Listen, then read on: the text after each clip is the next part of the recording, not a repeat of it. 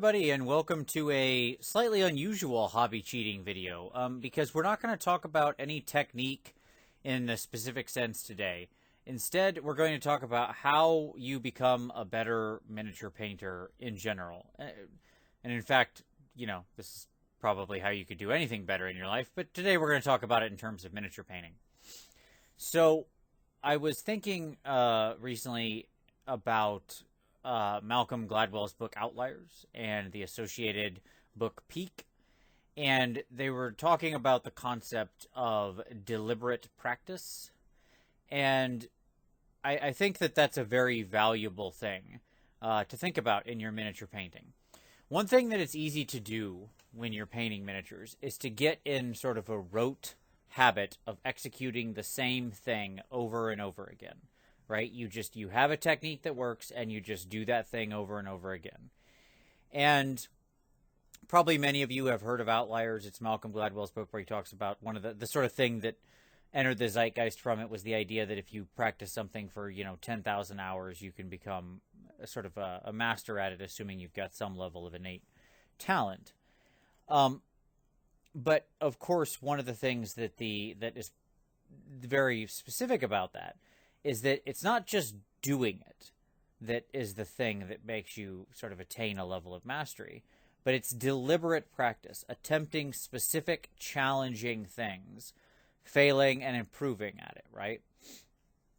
So the idea is that, if you just sit there and do something rote over and over again, if you just execute the same thing a bunch of times, no real mastery is gained. The practice isn't deliberate. Deliberate practice is when you challenge yourself with something unusual, something difficult, something where you can fail, and that's how you then improve.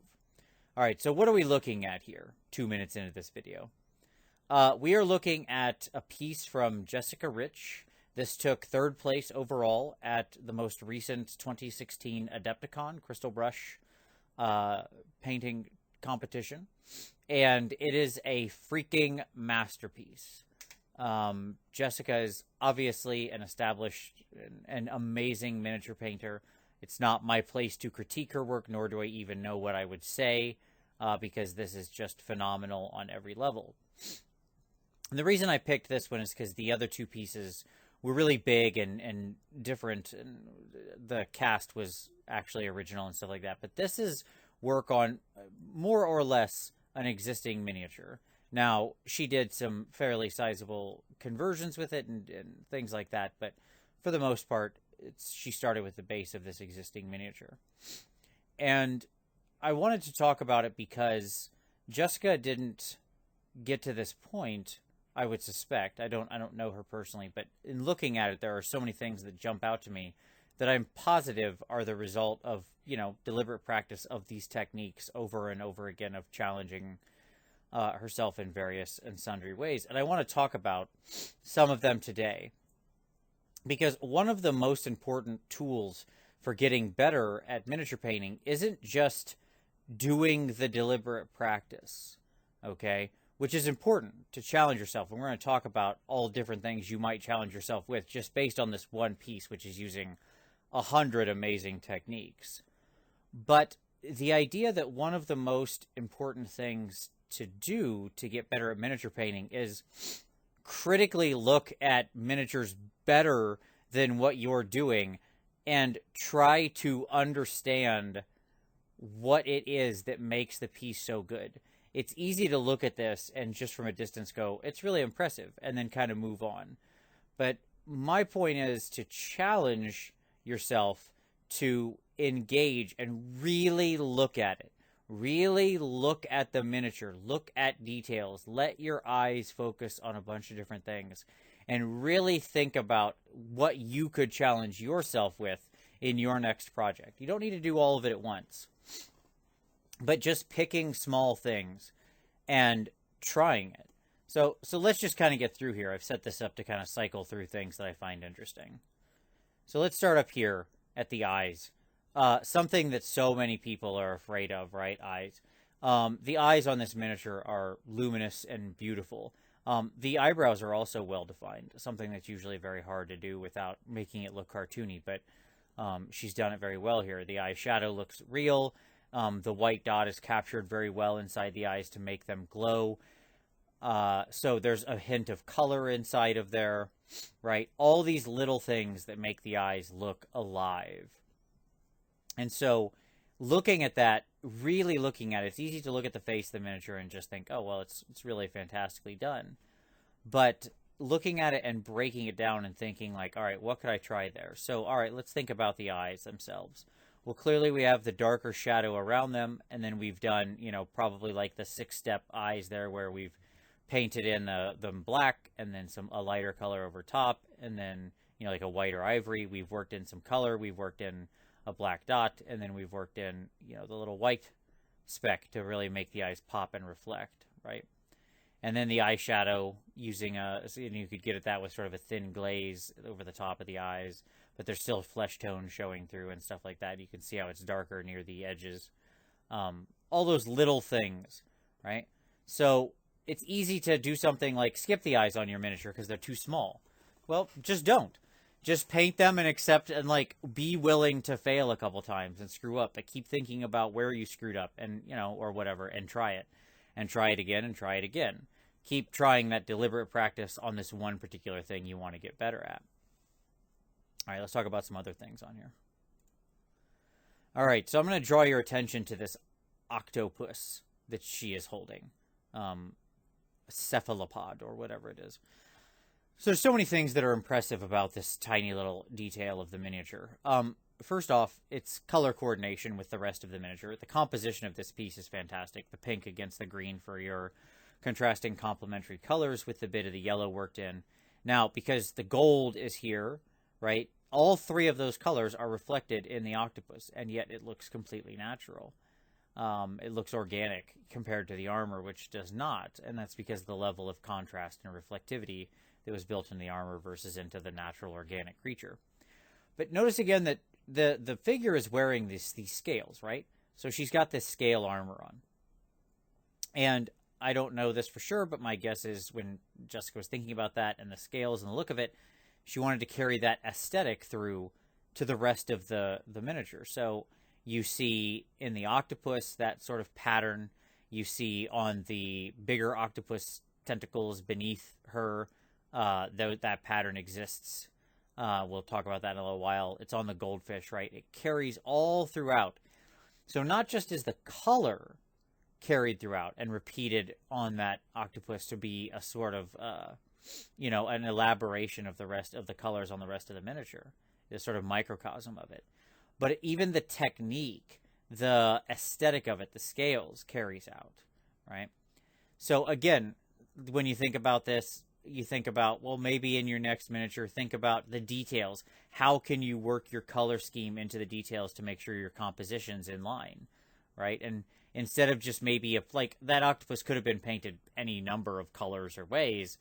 And so when you come to those details that have a lot of different ways they could be painted, think about what's the best way to align the color with the total miniature. All right. Yes, I am pointing at the chest of the miniature. Stop it. I'm pointing at the chest of this miniature because it is such a good example of high contrast. And it's creating a horizon line. So the reason that armor, even though it's in pink and all in matte paint, looks like reflective armor is because of the high contrast. There's a huge amount of tonal variation. And what she's captured here on the line of the breast is a horizon line, right? That's what that is. I mean, that's why the light is the lightest near the edge and the dark is the darkest near the edge, because it's a sort of sky-earth non-metallic metal reflection line. And what I think is the deliberate sort of practice thing to try here is think about when you're doing your miniature in any color, think about working in more contrast, more tonal variation, right? Taking it down, look at how in the shadows, and some of the shadows, we get down to something pretty near black. It's not really true black, but it's pretty darn dark gray in some of those recesses, right? And yet up here on the edge, we've got something pretty near white, right, at the edge of the horizon line. And that very extremely high contrast gives the conception of metal, right? Or something highly reflective. And so you can play with that tonal variation to achieve that effect. So if you're doing, say, some infinity miniatures or something, that's the kind of technique you want to look at to take that colored, enameled, or whatever armor and take it up to the next level. All right, right here. So all painting is a study of light, and I could have talked about it with the previous line, but I wanted to talk about it here because this is so clever and genius. In alternating the colors on this little, I don't know, hip armor, whatever it is, I don't really know, it's not just the choice to alternate between the gold and the pink, and certainly that looks very nice, but I really want you to look at the light and darks of what's going on there, right? Look at the way the white line traces through sort of the center of it, but then also so riding up the top side on sort of the edge of it, there is still that higher highlight. So again, what you get is this image of metal or of something highly reflective, right? Because the light isn't just at the bottom end or the top end, but instead it's reflecting somewhere in the middle. And if you think about if you ever held something highly reflective up to a light, you can watch that beam, that sort of high reflection point, travel across as it moves and sort of dances as you rotate the thing in the light, right? So again, same thing. Think about with those pieces, where should your light fall?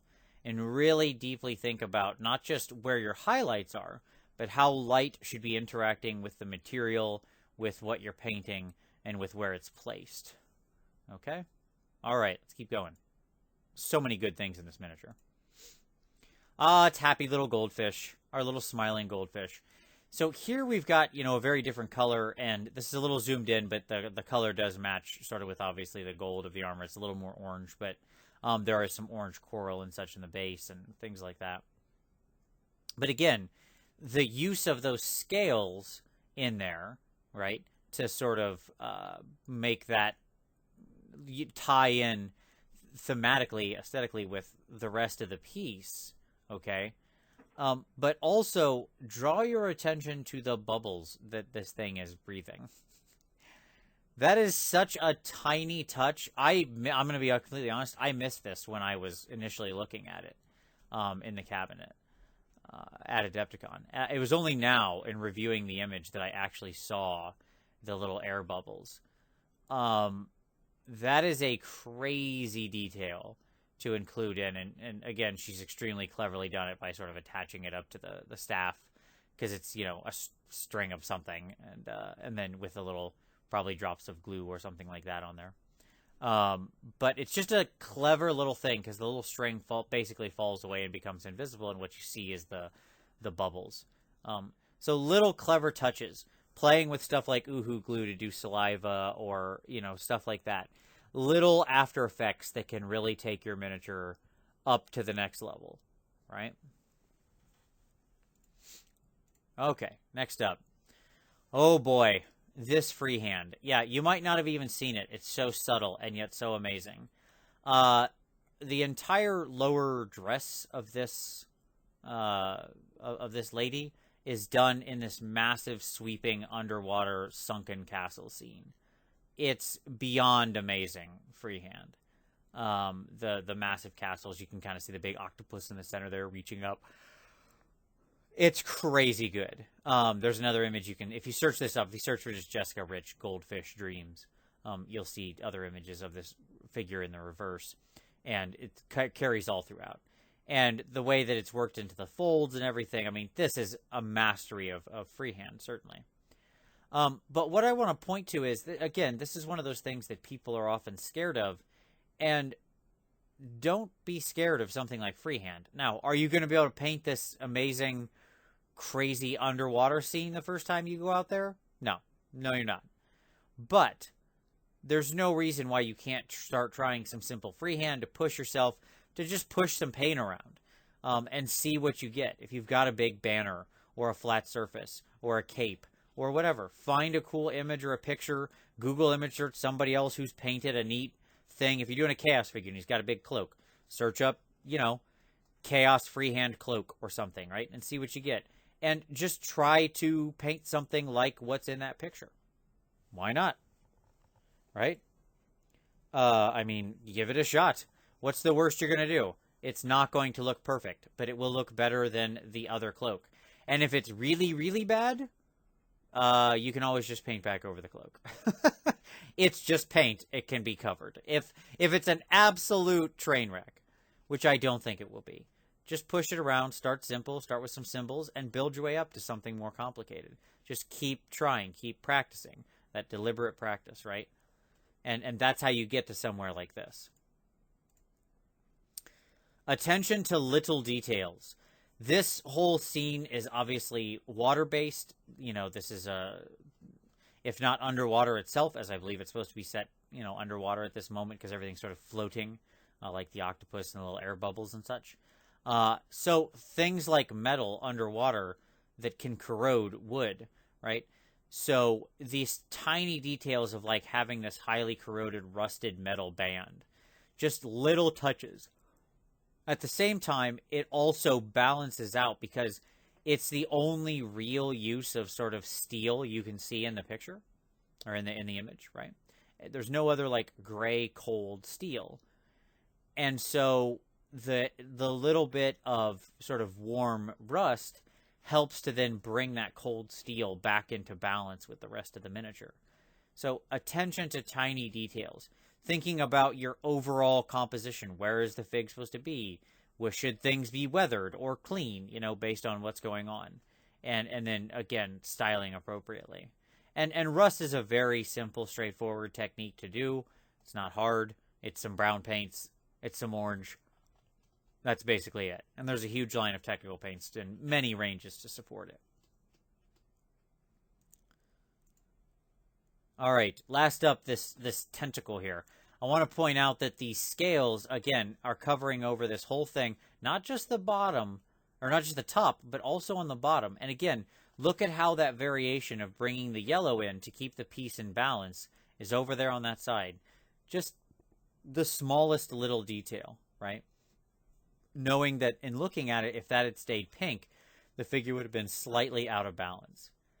So, again, just think about your overall color balance. The easiest way to do it is always be thinking in terms of triangles. Make sure that every color lines up, every non-neutral color lines up in a triangle, that you've got it on the left, the right, and the top, or the bottom, the left, and the right, or something like that, right? You just place down a triangle, and you can see here that top of that tentacle forms the triangle with the goldfish on the other side, and then her in the middle, of having some element of that sort of yellow or sort of goldish color worked into the miniature. All right? So, there you go. Kind of a long-winded ramble, but it's just me talking about what I think is really the two biggest secrets to being a better miniature painter. Sort of the ultimate hobby cheating. Look at, seek out those miniatures, and the Golden Demon just started posting up Golden Demons from every year. Look at those miniatures and don't just look and go, oh, that's cool, and move on. Really look at it. Think about the techniques that were used. Break them down. Figure out how you would do it. And give it a shot. Practice it out. Or if you're not sure, search up a YouTube clip on how to do that particular technique that you see used on that miniature. My guess is you're going to find tons of results. And not just on, my channel. There's 100 other much better miniature painters out there posting up some amazing videos of walking you through complicated techniques. Search those resources out. Watch it. Try it.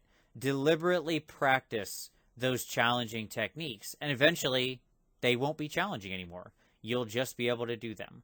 Whether you ever get to sort of Jessica's level of just being one of the most amazing painters in the world or not, isn't the measure of success, right?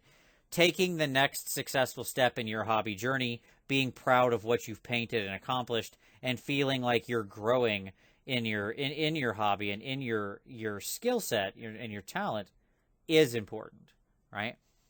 So push yourself to go forward, deliberately practice, look at amazing pieces, reverse engineer them, break down, and try and fail, and then try again. Okay?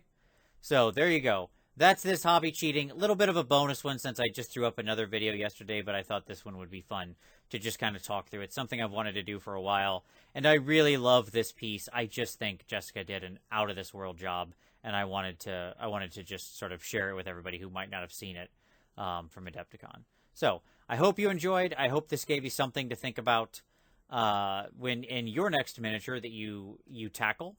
And I appreciate you watching. And as always, we'll see you next time.